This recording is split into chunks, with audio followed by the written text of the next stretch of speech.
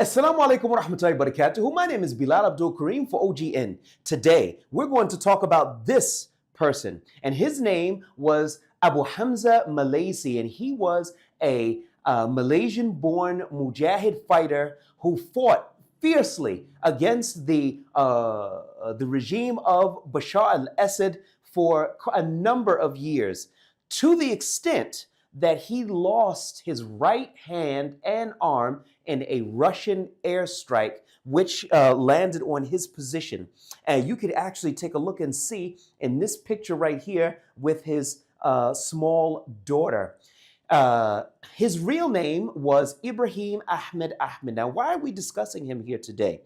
Ibrahim Ahmed Ahmed was arrested by the group known as Hayat Tahrir al-Sham, who was formerly led by today's president, Syrian President Ahmed al-Shara. Now, his charge, unofficial charge, which was circulated by security personnel from Hayat Tahrir al-Sham, was that he had been working with the Tahaluf. He'd been working with the global coalition against ISIS, which also landed airstrikes on ISIS, al-Qaeda, and others. So, this was supposed to be the unofficial charge.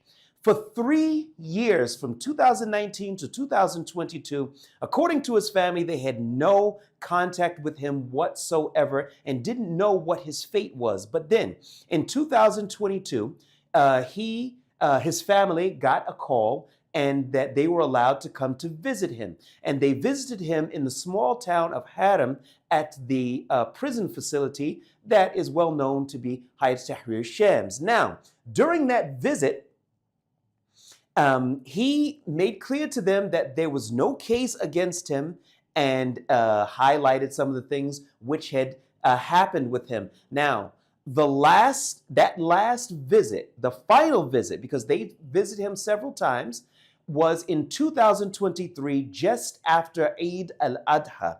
That was a date that the family will always remember because it was the last time he was seen or heard from again.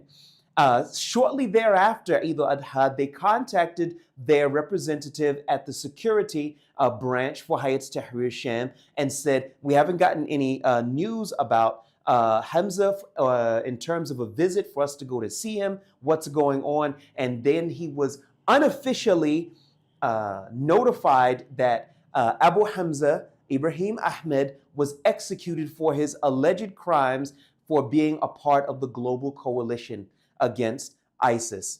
Now, we're going to talk about that charge, but in just a moment.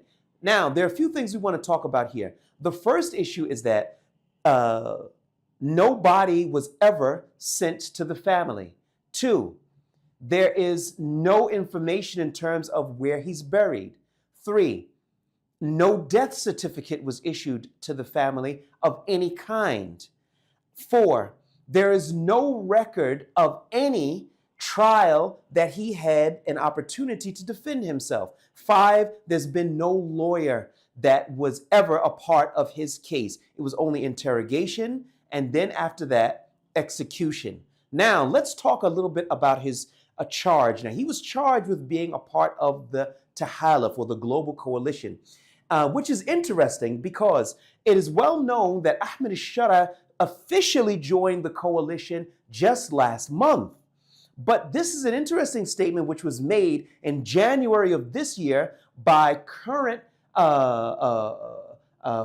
Minister Hakan Fidan of Turkey, and he said, quote, "For 10 years, Jolani was the person who gave us the most information about ISIS and al-Qaeda," end quote. During those years, he was the intelligence chief for Turkey, so it would have had to have been his direct line of communication with Hayat Tahrir al-Sham for him to be able to make a statement like this. But that brings up an even different question.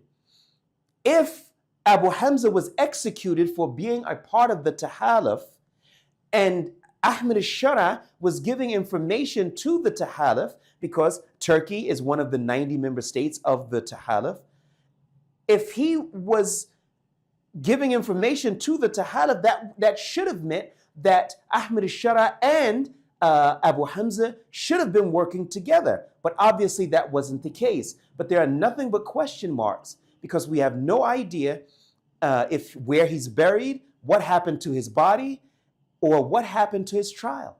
My name is Bilal Abdul Kareem. Jazakum Allah khair. Assalamu alaikum wa rahmatullahi